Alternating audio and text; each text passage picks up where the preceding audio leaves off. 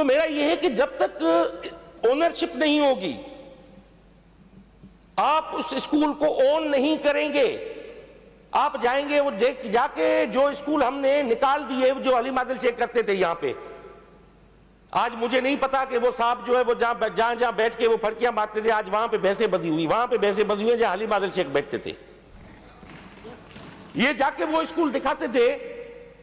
जो स्कूल हमारी लिस्ट में ही नहीं होती, हम उसको नॉन वायबल स्कूल करके ऑलरेडी डिलीट कर चुके थे,